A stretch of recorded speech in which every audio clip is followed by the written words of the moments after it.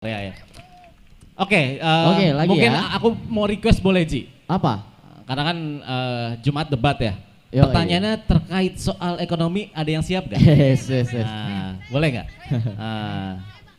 Gimana Gus?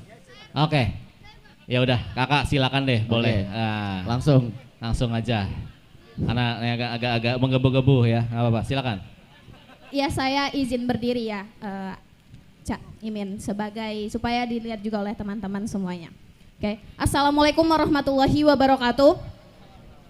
Perkenalkan, nama saya Tiara Mas Rifa Lubis, saya dari Universitas Muhammadiyah Profesor Dr. Hamka dan juga Ikatan Mahasiswa Muhammadiyah.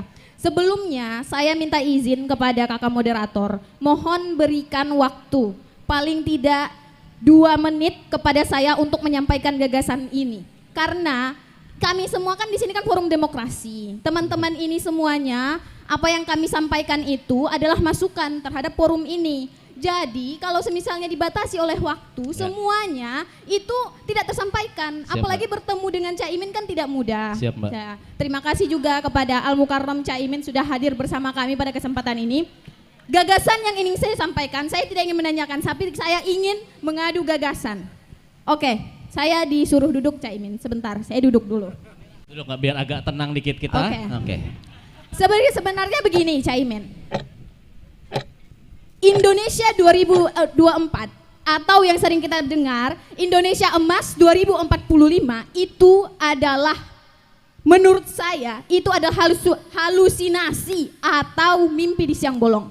Seperti yang kita tahu, penduduk Indonesia ini didominasi oleh generasi milenial dan juga generasi Gen Z. Hampir semuanya 10 juta rakyat Indonesia ini didominasi oleh generasi 2 kelompok tersebut. Tapi kalau yang bisa kita lihat, hampir semuanya itu adalah bentuk keuntungan untuk bangsa atau justru bagian daripada yang bisa menjadi beban negara, termasuk dari fungsional dan kualitasnya. Seperti yang kita lihat, kalau misalnya kita lihat dari kualitasnya, sekarang ini ada riset terbaru tentang bagaimana masyarakat itu mengerti dan memahami realitas atau kenyataan dengan baik. Semuanya itu hanya 0,0% dari apa yang sudah ada, dari masyarakat yang sudah ada ini. Apalagi generasi sebelum-sebelumnya, semuanya itu bisa kita katakan hampir sangat tidak mungkin bagi masyarakat ini berpikir secara realistis. Dan juga tambahnya adalah generasi sebelum-sebelumnya. Mungkin itu lebih parah.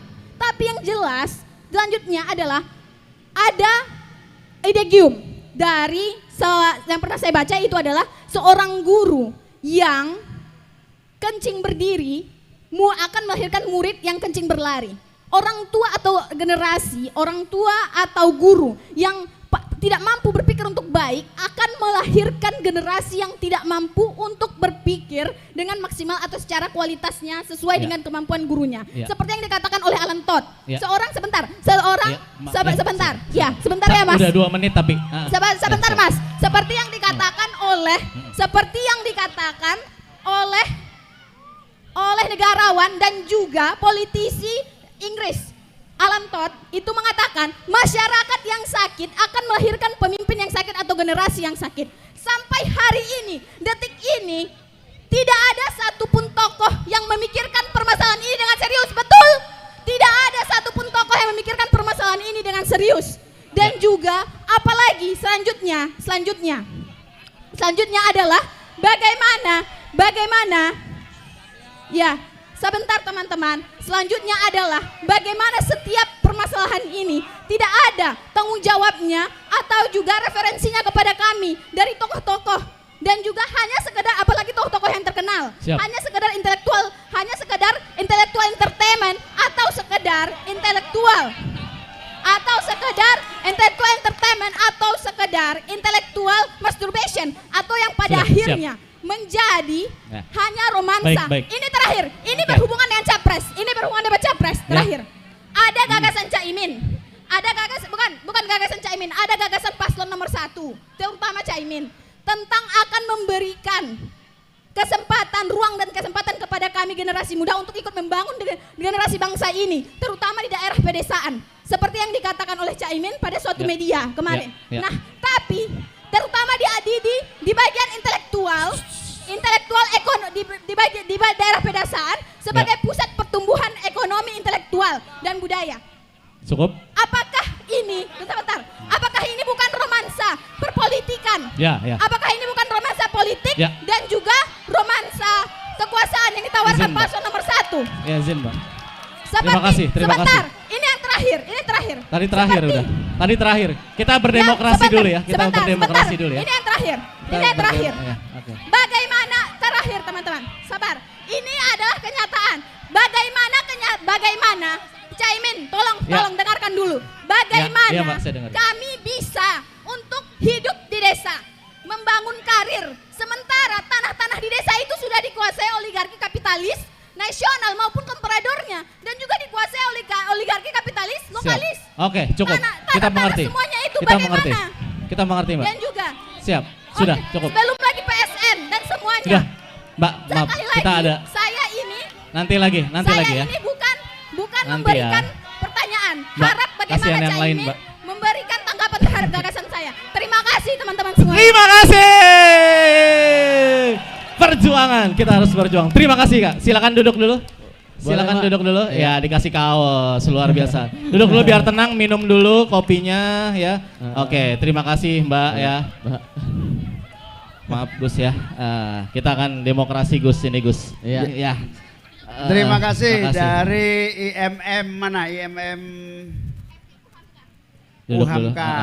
Mbak suruh duduk. Dari seluruh pertanyaan panjang itu jawabannya satu kata, perubahan. Wow, perubahan. Terima kasih Gus.